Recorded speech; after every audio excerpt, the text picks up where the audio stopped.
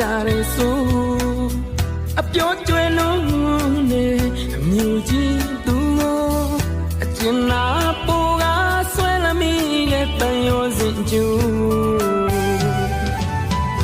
မိတို့မျိုးကဘဝလိုမခံနာပါဘူးကွယ်အယောကနှလုံးသားနဲ့မျက်နှာနေတယ်အလေလာသူကိုမဲလို့မရတော့အခက်တည်းခက်တယ်